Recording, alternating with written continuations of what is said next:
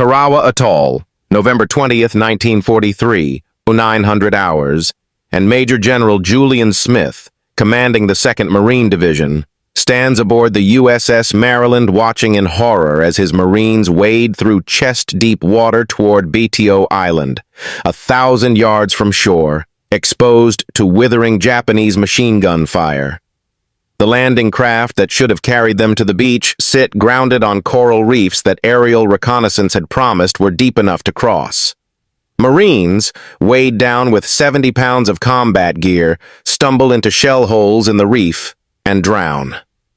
Others are cut down by Japanese gunners who can hardly believe their good fortune, American troops presenting themselves as perfect targets in the open water. By nightfall, over 1,500 Marines lie dead or wounded, many of them killed before ever reaching the beach. The disaster at Tarawa represents one of the bloodiest 76 hours in Marine Corps history, and the images of bodies floating in the lagoon shock the American public. What General Smith cannot know, what no American commander could imagine as they survey the carnage, is that this catastrophe will give birth to something unprecedented in naval warfare. A force of men who will swim into enemy-held waters in broad daylight, wearing nothing but swim trunks and armed only with knives and explosives, to ensure that no American invasion force ever again faces the nightmare of Tarawa. Within months, these men, the underwater demolition teams, will transform amphibious warfare in the Pacific. And the Japanese defenders who had grown confident in their elaborate beach defenses will discover that the Americans have developed a capability that renders their obstacles useless. The Imperial Japanese Navy, which had spent years perfecting coastal defense doctrine, will find itself facing an enemy that can map every inch of their beaches, identify every obstacle, and destroy their defenses before the first landing craft even approaches the shore. The Japanese military's confidence in beach defense comes from experience, from successful defense of islands throughout the Pacific, from the belief that coral reefs, underwater obstacles, and hidden mines can channel American landing craft into killing zones where Japanese artillery and machine guns can inflict catastrophic casualties. Japanese coastal defense doctrine, refined through years of warfare, relies on a layered approach. Natural barriers like reefs to ground landing craft, man-made obstacles to impede those that make it through, and concentrated firepower to destroy troops forced to wade ashore through deep water. Colonel Keiji Shibazaki, commanding the Japanese garrison at Tarawa, had boasted that 1,000,000 men cannot take Tarawa in 100 years, and for 76 hours, his prediction seemed accurate. The Japanese had studied American amphibious doctrine and concluded that without accurate intelligence about underwater obstacles and beach conditions, American planners would be forced to rely on aerial reconnaissance and pre-invasion bombardment, neither of which could provide the detailed information needed for successful landings. Japanese defensive positions throughout the Pacific follow similar patterns. Steel posts driven into the sand and topped with explosives, massive concrete tetrahedrons weighing several tons placed in the surf zone, wooden stakes sharpened to points and angled toward the sea to rip the bottoms out of landing craft, coral heads left in place or even enhanced to create additional obstacles, and mines buried in the sand at the high water mark. Behind these obstacles, Japanese troops construct reinforced bunkers with interlocking fields of fire, ensuring that any troops who make it past the beach obstacles will face concentrated machine gun and artillery fire. The disaster at Tarawa forces American planners to confront an uncomfortable truth. Aerial reconnaissance cannot identify underwater obstacles. Pre-invasion bombardment cannot destroy obstacles hidden beneath the surface, and without detailed intelligence about beach conditions, every amphibious landing risks becoming another Tarawa. Rear Admiral Richmond Kelly Turner, commander of the V Amphibious Corps and the Navy's foremost expert on amphibious warfare, understands immediately that the Navy needs a new capability. Men who can go ashore before the invasion, survey the beaches in detail, and destroy any obstacles that might impede the landing force. Turner's solution is radical. Create teams of Navy personnel trained in demolitions, swimming, and reconnaissance who will approach enemy-held beaches in daylight, map the obstacles, and blow them up before the invasion. The concept violates every principle of military operations, approaching an enemy position in daylight, operating in the open without cover, conducting demolitions while under fire. But Turner recognizes that without this capability, every future amphibious landing will risk repeating Tarawa's nightmare. In December 1943, Turner orders Lieutenant Commander Draper Kaufman to Hawaii to establish a training program for these new units. Kaufman is an unusual choice for this assignment. He's a 1933 graduate of the Naval Academy who was denied a commission because of poor eyesight, volunteered as an ambulance driver in France in 1940, was captured by the Germans and later released, served in the Royal Navy during the London Blitz, disarming unexploded German bombs, and only recently returned to U.S. Navy service. His experience with explosives and his reputation for courage under fire make him the perfect candidate to develop training for what will become the underwater demolition teams. Kaufman arrives at the YPO Amphibious Operating Base on Oahu in January 1944 with orders to train men for hazardous, prolonged, and distant duty. He has no manual, no established doctrine, and no precedent for what he's being asked to create. Working with Lieutenant Commander John T. Kohler and drawing on volunteers from the Navy's construction battalions, Seabees, Kaufman begins developing a training program that will push men to their absolute limits. The training Kaufman designs is deliberately brutal, intended to weed out anyone who lacks the physical stamina, mental toughness, or courage required for UDT operations. Volunteers undergo a week of continuous physical training with minimal sleep, running obstacle courses, swimming in rough surf, conducting night navigation exercises, and learning to handle explosives under pressure. This week, which Kaufman calls Motivation Week, but which the men quickly rename Hell Week, produces an attrition rate of 65 to 75%. Only the toughest and most determined men make it through. Those who survive Hell Week continue training in hydrographic reconnaissance, learning to measure water depth, identify underwater obstacles, take soil samples from beaches, and create detailed maps that invasion planners can use. They train with explosives, learning to calculate the precise amount of TNT needed to destroy different types of obstacles, how to place charges for maximum effect, and how to work with demolitions while swimming in rough surf. They practice operating from rubber boats, timing their approach to coincide with tides and waves, and learn to work as teams where every man's survival depends on his teammates' competence. The physical training is relentless.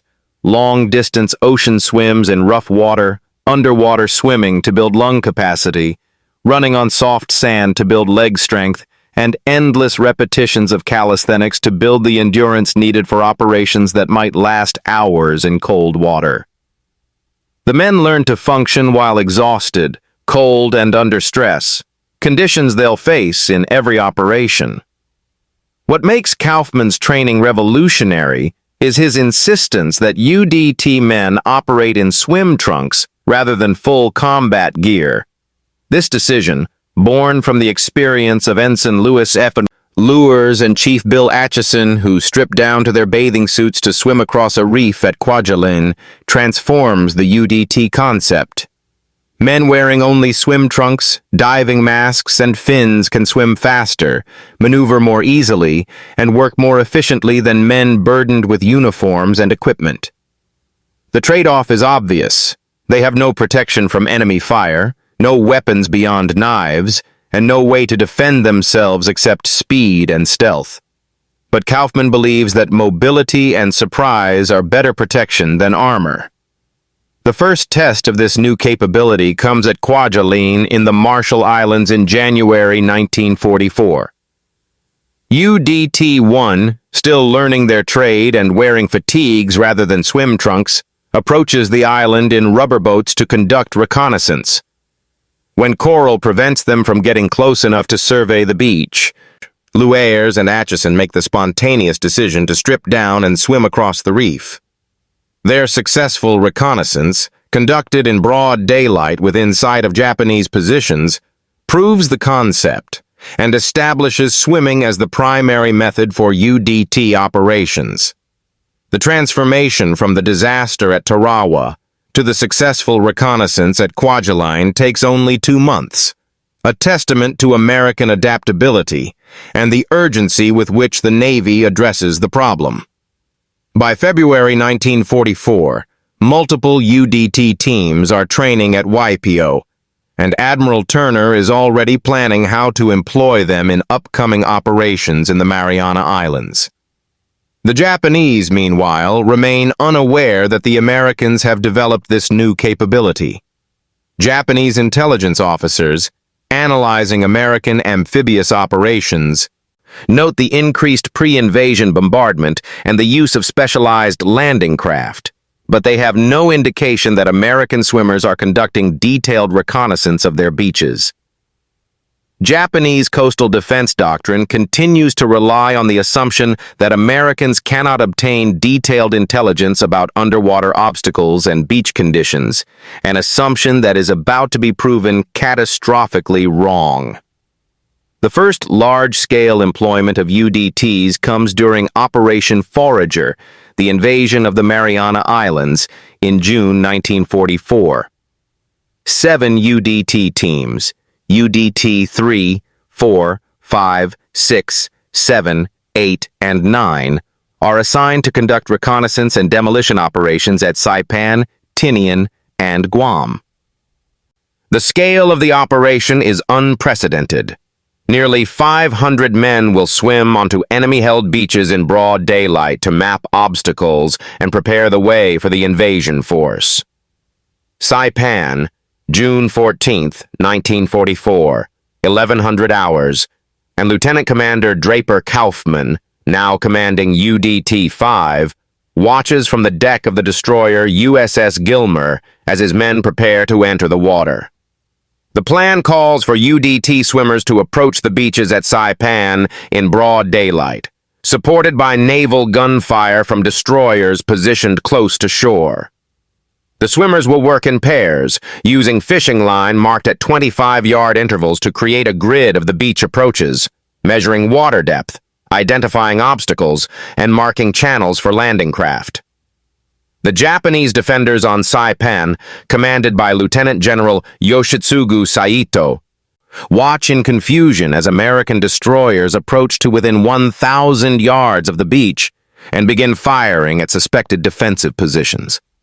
What Saito cannot see from his command post are the small rubber boats being launched from the destroyers, each carrying a team of swimmers who will soon be in the water approaching his beaches. As the UDT swimmers enter the water and begin their approach, Japanese observers spot them and open fire with machine guns and rifles. The swimmers, wearing only blue-gray swim trunks that provide some camouflage in the water, present difficult targets, but Japanese gunners pour fire into the water around them. The destroyers respond with concentrated fire on any Japanese position that reveals itself by shooting at the swimmers, creating a deadly exchange where UDT men work calmly, measuring depths and marking obstacles, while bullets snap through the water around them and naval shells scream overhead to explode on the beach. Seaman First Class Robert Christensen, swimming with UDT-5 off Saipan's beaches, would later describe the experience as the longest swim of my life, watching bullets hit the water around him while he methodically measured depths and tied markers to obstacles. You couldn't think about the bullets, Christensen recalled. You had a job to do, and your buddies were counting on you to do it right. So you measured, you marked, you moved to the next position, and you tried not to think about the fact that you were wearing swim trunks and the Japanese were shooting at you with machine guns. The UDT reconnaissance at Saipan reveals extensive obstacles.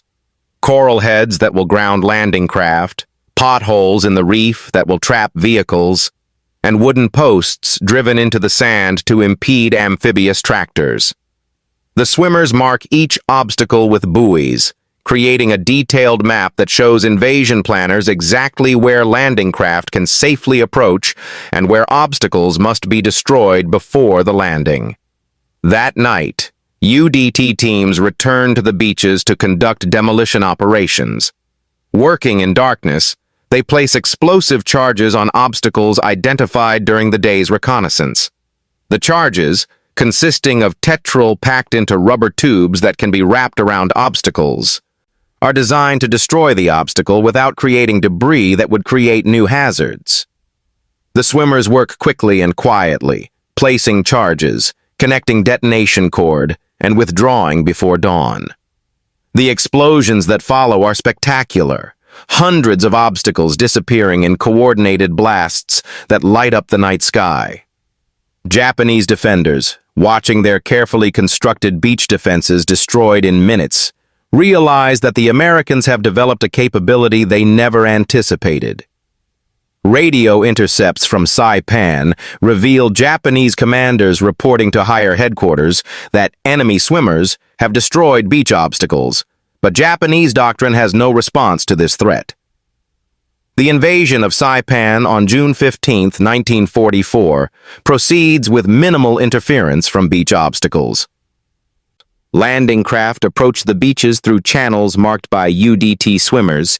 Amphibious tractors cross the reef at points identified as having sufficient depth, and Marines reach the beach without experiencing the nightmare of Tarawa. The UDTs have proven their worth, and Admiral Turner immediately orders their employment in all future amphibious operations. At Tinian and Guam, UDT operations follow the same pattern: daylight reconnaissance to map obstacles, nighttime demolition to destroy them, and successful landings through cleared channels. The Japanese, despite knowing that American swimmers are conducting these operations, prove unable to stop them. Japanese commanders try concentrating fire on the swimmers, but the combination of naval gunfire support and the swimmers' mobility makes them nearly impossible to hit. They try placing additional obstacles and mines, but UDT swimmers simply map the new obstacles and destroy them. They try conducting night patrols to catch UDT demolition teams, but the swimmers work too quickly and withdraw before Japanese patrols can locate them. Lieutenant Hidechi Amano, a Japanese naval officer who survived the Battle of Saipan, would later write in his diary about the frustration of watching American swimmers operate with apparent impunity. "We could see them in the water, measuring and marking, but our fire seemed to have no effect. The destroyers would shell any position that fired at the swimmers, making it suicidal to engage them. At night, they returned and destroyed our obstacles with explosives. We had spent months constructing these defenses, and they destroyed them in hours." It was clear that the Americans had developed a new method of warfare for which we had no answer. The success of UDT operations in the Marianas establishes the pattern for all subsequent Pacific amphibious operations. By August 1944, the Navy has expanded the UDT force to 34 teams, with 21 seeing combat before the war's end. Each team consists of approximately 100 men, 13 officers, and 85 enlisted, organized into platoons that can operate independently or as part of larger operations. The Japanese military, analyzing the American success in the Marianas, attempts to develop countermeasures. Japanese engineers design new types of obstacles intended to be more difficult to destroy, including massive concrete tetrahedrons weighing several tons and steel rails driven deep into the coral. They increase the number of obstacles, creating multiple rows that extend hundreds of yards from the beach. They position snipers and machine gun nests specifically to target swimmers, and they conduct night patrols to intercept demolition teams. None of these countermeasures prove effective.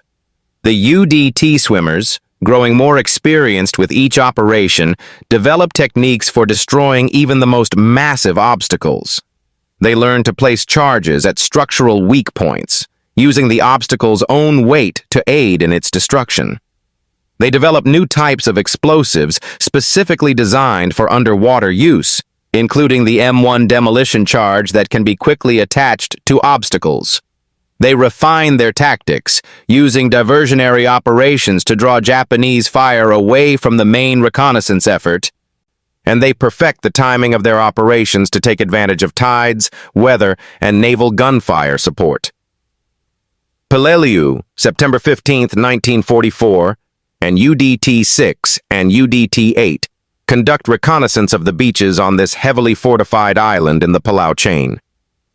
The Japanese garrison, commanded by Colonel Kunio Nakagawa, has constructed elaborate defenses including hundreds of caves connected by tunnels, reinforced bunkers, and extensive beach obstacles.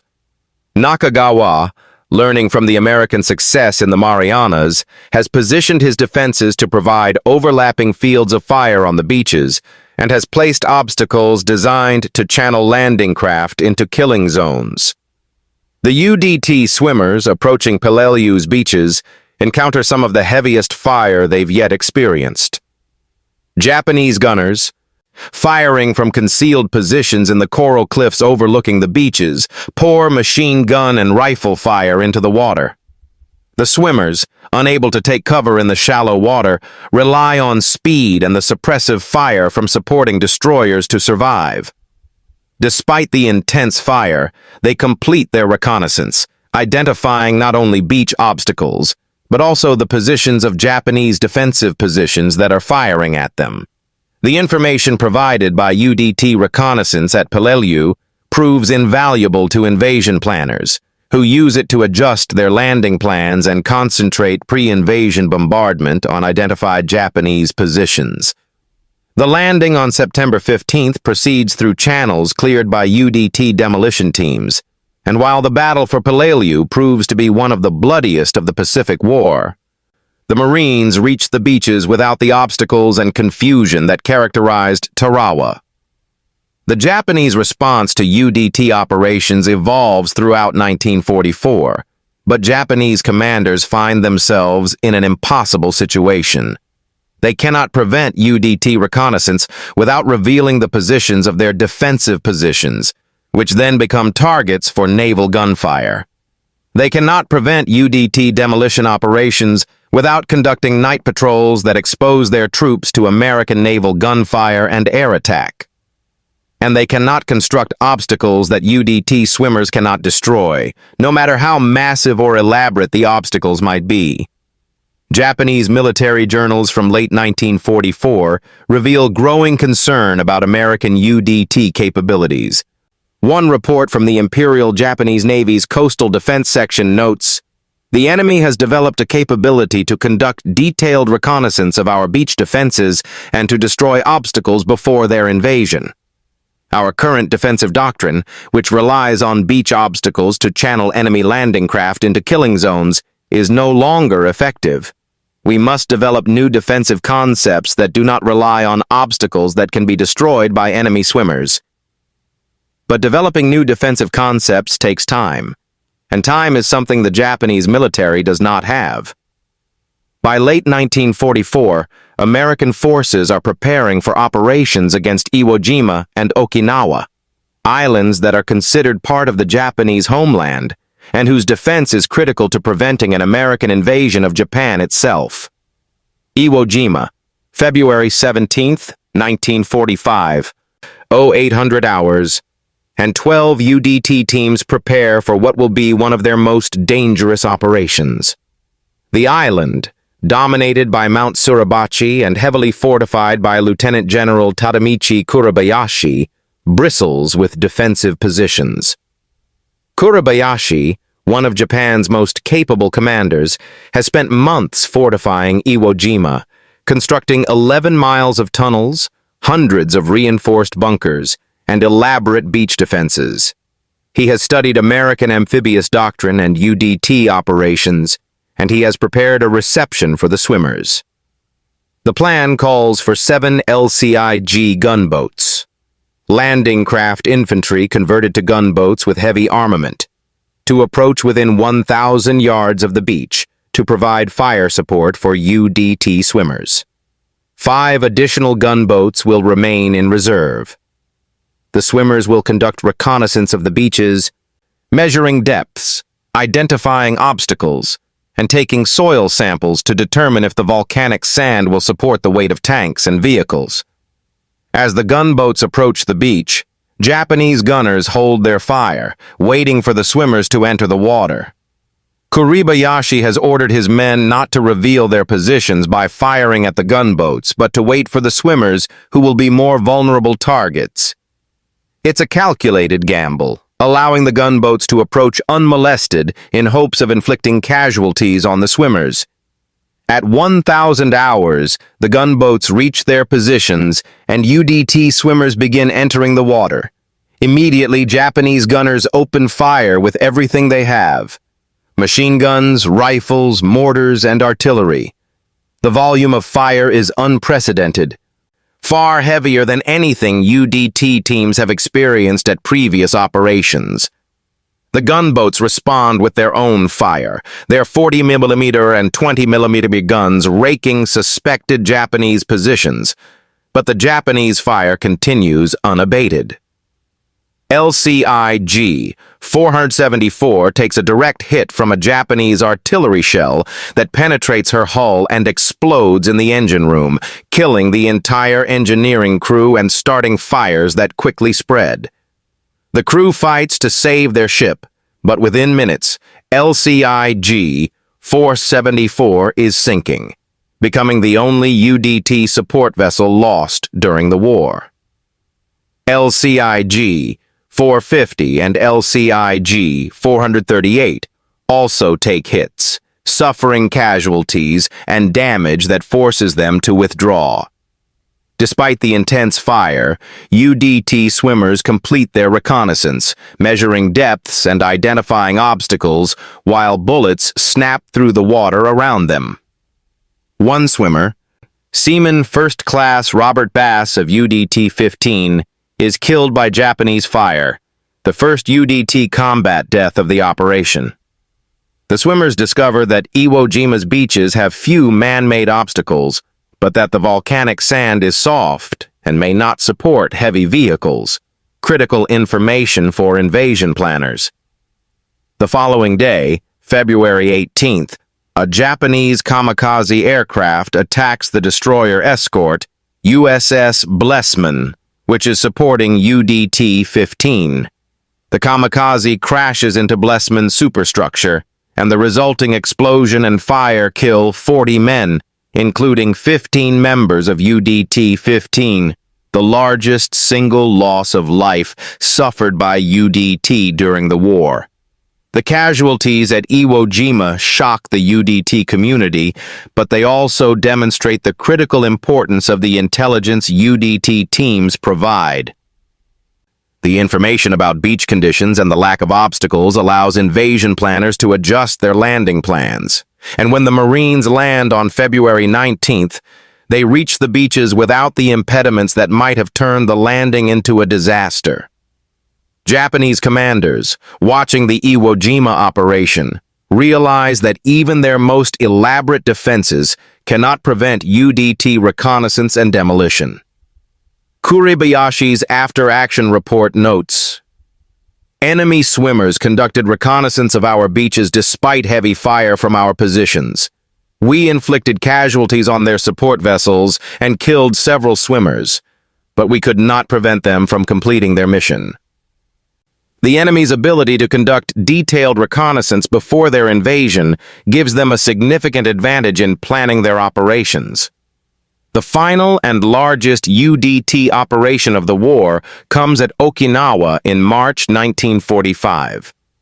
The invasion of Okinawa, codenamed Operation Iceberg, will be the largest amphibious operation in the Pacific War, and it requires the largest commitment of UDT forces ever assembled. 8 UDT teams, UDT 7, 11, 12, 13, 14, 16, 17, and 18, nearly 1,000 men, are assigned to conduct reconnaissance and demolition operations at Okinawa's beaches.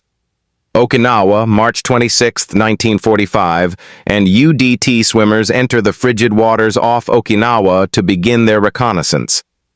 The water temperature, barely 60 degrees Fahrenheit, threatens hypothermia, and swimmers can only remain in the water for limited periods before they must be pulled out to warm up. Despite the cold, they conduct systematic reconnaissance of Okinawa's beaches, measuring depths, identifying obstacles, and mapping the coral reefs that ring the island. The Japanese garrison on Okinawa, commanded by Lieutenant General Mitsuru Ushijima, has constructed elaborate beach defenses including thousands of wooden posts driven into the coral, steel rails embedded in concrete, and extensive minefields. Ushijima, learning from previous American operations, has positioned his main defensive line inland rather than on the beaches, but he has still constructed significant beach obstacles intended to slow the American landing. UDT swimmers, working in the cold water, discover the extent of Japanese beach defenses and mark thousands of obstacles for demolition. The scale of the demolition operation is unprecedented. UDT teams will need to destroy more obstacles at Okinawa than at all previous operations combined. Working in shifts to manage the cold water, swimmers place explosive charges on obstacles, connecting them with detonation cord to allow simultaneous destruction. The demolition operations at Okinawa produce spectacular results. Thousands of obstacles destroyed in coordinated explosions that clear wide channels for the landing force. Japanese defenders, watching their beach defenses destroyed, can only report to higher headquarters that enemy swimmers have destroyed our beach obstacles. One Japanese officer, captured after the battle, told his interrogators, "We spent months constructing those obstacles, using materials that were desperately needed elsewhere. The Americans destroyed them in days. It was clear that our beach defense doctrine was obsolete." The invasion of Okinawa on April 1, 1945, proceeds through channels cleared by UDT teams. The landing is so successful that some Marines joke it's an April Fool's Day invasion because of the light resistance on the beaches. The heavy fighting comes later, inland, where Ushijima has positioned his main defenses, but the beaches themselves are clear of obstacles that might have impeded the landing. UDT operations at Okinawa demonstrate the full maturity of the concept that began with the disaster at Tarawa. In less than 18 months, the Navy has developed, trained, and deployed a force capable of conducting reconnaissance and demolition operations against heavily defended enemy beaches, providing intelligence that is critical to successful amphibious operations. The UDT teams have conducted operations at every major amphibious landing in the Pacific, from Kwajalein to Okinawa, and they have done so with remarkably low casualties, considering the dangerous nature of their missions. The statistics tell the story. UDT teams conducted reconnaissance and demolition operations at more than 30 islands in the Pacific, destroyed thousands of beach obstacles, provided detailed intelligence for every major amphibious operation from mid-1944 onward, and did so with fewer than 100 combat deaths, a testament to their training, tactics, and courage. The Japanese military, in post-war analyses, acknowledged that UDT operations represented a significant American tactical innovation that rendered traditional beach defense doctrine obsolete. A Japanese naval staff study from 1946 notes, "The American development of underwater demolition teams gave them a capability we could not counter. Our beach defense doctrine relied on obstacles to channel enemy landing craft into killing zones, but the Americans could identify and destroy our obstacles before their invasion. This forced us to move our main defensive lines inland, which reduced our ability to defeat invasions at the water's edge. The impact of UDT operations extended beyond their immediate tactical success. The intelligence they provided allowed American planners to conduct amphibious operations with greater confidence, knowing that they had detailed current information about beach conditions and obstacles. This intelligence reduced casualties, increased the speed of operations, and contributed to the overall American success in the Pacific War. The men who served in the UDTs came from diverse backgrounds: Seabees, sailors, Marines, and even some Army personnel. But they shared common characteristics: physical toughness, mental resilience, courage under fire, and an ability to function as part of a team where every man's survival depended on his teammates. They operated in conditions that would terrify most people: swimming onto enemy-held beaches in daylight, working with explosives while under fire, conducting operations in cold water that threatened hypothermia, and they did so with a professionalism and effectiveness that earned them the respect of everyone who worked with them. The nickname Naked Warriors, earned because they operated wearing only swim trunks, captured both the vulnerability and the courage of UDT operations. These men had no armor, no heavy weapons, no way to defend themselves except speed and stealth, yet they swam into enemy fire to complete their missions.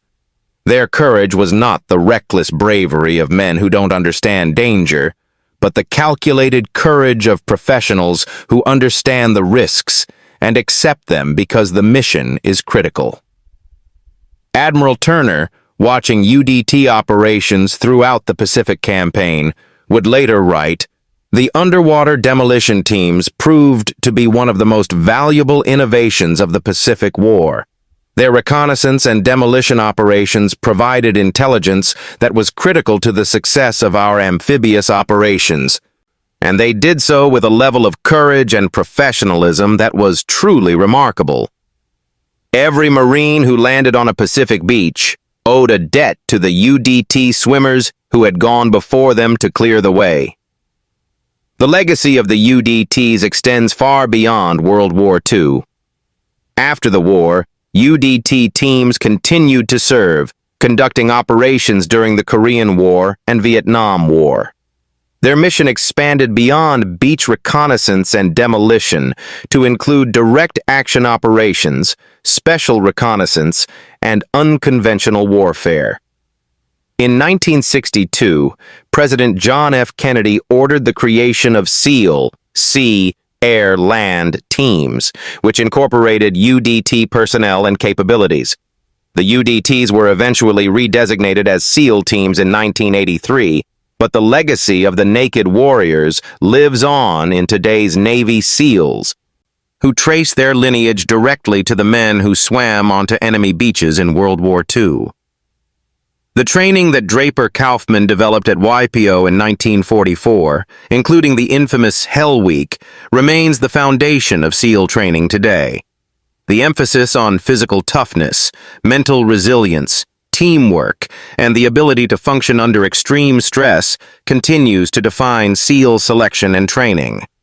The UDT tradition of operating in small teams, relying on stealth and surprise rather than heavy firepower, and accepting high-risk missions because they are critical to the larger operation, remains central to SEAL culture.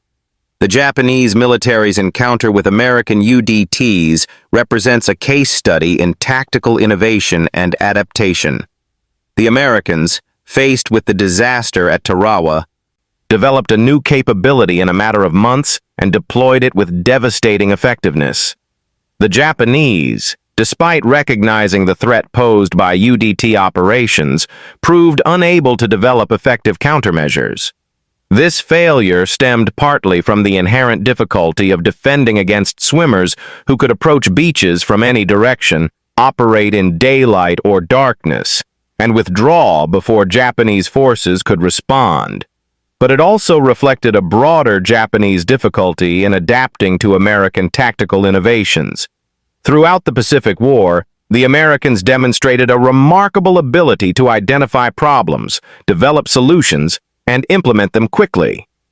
The UDTs represent perhaps the most dramatic example of this adaptability, a capability that didn't exist in 1943 but became critical to American success by 1944. The Japanese, despite their own tactical innovations including kamikaze attacks and elaborate defensive positions, struggled to match this American adaptability.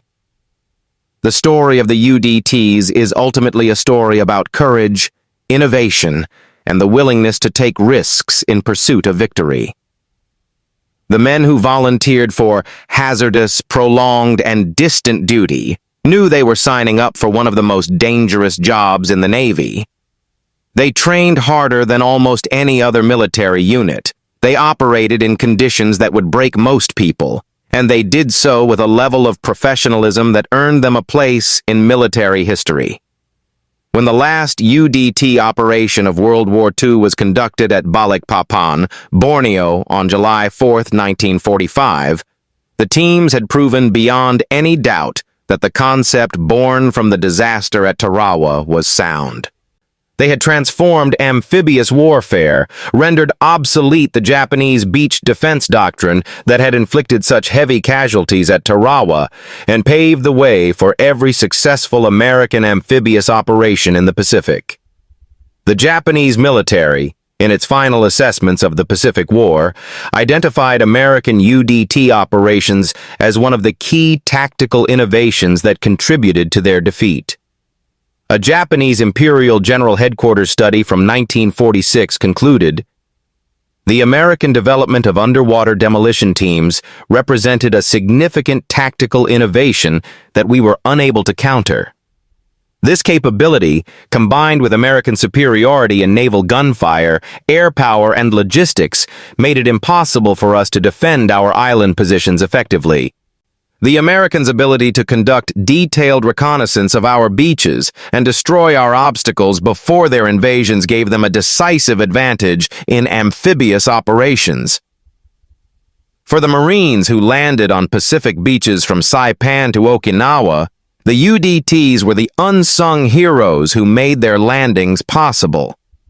While the Marines faced the Japanese defenders in brutal combat that often lasted weeks, the UDT swimmers had already fought the first battle, swimming onto enemy beaches to clear the obstacles that might have turned the landing into another Tarawa. The Marines knew that when they hit the beach, the channels would be clear, the obstacles would be destroyed, and they would have the best possible chance of reaching the shore safely, all because men in swim trunks had gone before them.